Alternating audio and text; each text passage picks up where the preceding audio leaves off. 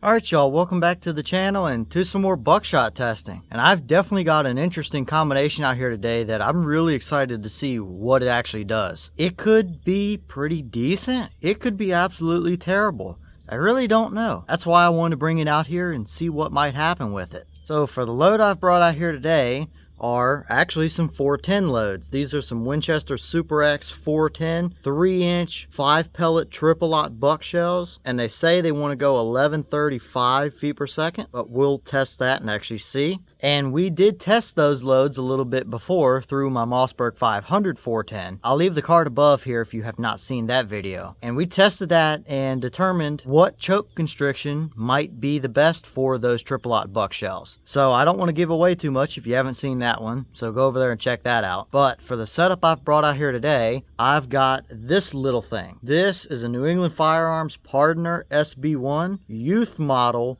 410. It has a fixed full choke barrel that I believe is a 20-inch barrel and a very short length of pull. So very short, stubby, compact little setup here that weighs nothing. So I'm really curious what these 5 pellet triple lot buck shells might do through this fixed full choke little youth setup for potentially home defense gun, or more like maybe a fox or a coyote or something like that is getting into the chicken coop out in the backyard, and you load up with buckshot and see what it might be able to do then. So with that being said, we're going to test it the same way we usually test things around here. I have a big 36 by 36 inch piece of paper down at 40 yards. I also have the chronograph, so we'll see what kind of speed we're getting. And 40 yards may be a little bit far or a little bit extra for what you would probably use these for, but in that chicken coop scenario, it might be 30, 35, 40 yards out across and into the backyard like that. So you might have to take that little bit longer shot. So I'm really curious to see what this might give us. But anyway, let's get you guys a view of the chronograph, since you really just won't be able to see anything hit the actual paper. We'll take our shot, we'll see what kind of number we have, and then I'll go down range and circle all of our impacts, and we'll measure some things out and see what kind of performance we had. So let's head over here and shoot them and see how well these things might actually do.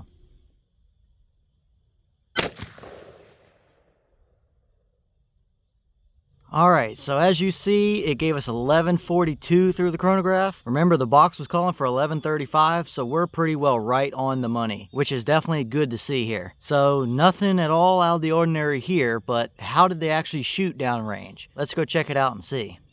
Alright, so now we're downrange at our 40-yard paper here, and like I mentioned earlier, this is 36 inches wide by roughly about 36 inches tall. And that cross in the middle there was my point of aim, and we did have one pellet that hit pretty much right in the money there where I was aiming. Now backing up here, we only have 4 out of the 5 pellets on this piece of paper. And as you can see, I measured that out. The longest point here from that top left hole to that top right hole is right at about 31 inches of spread there. So definitely nowhere near as good performance through this old Pardner fixed full choke barrel than what we saw out of my Mossberg 500 with a full choke. But at the end of the day, if you would have taken this shot on a fox or a coyote out at the chicken coop or something, I think you would have been successful just by that one pellet alone. Now, do I think this is amazing performance? No, not at all really. But it's not completely unexpected at the same time either.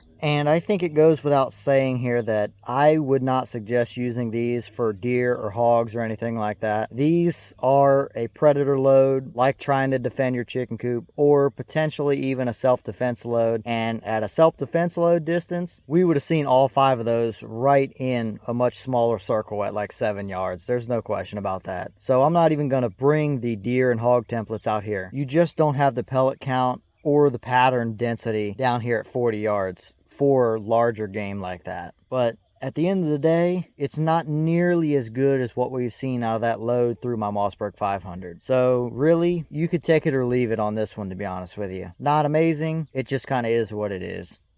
Okay, and here's the little plastic buffer piece or gas check piece that they use under those pellets that are stacked in that shell. It's just one solid blue piece of plastic with a little dimple on each end, but nothing really special to see here. It didn't really get squeezed or anything by that full choke, so I don't really think it played any real part in this pattern. But either way, it's something to take note of, I suppose, out of this test.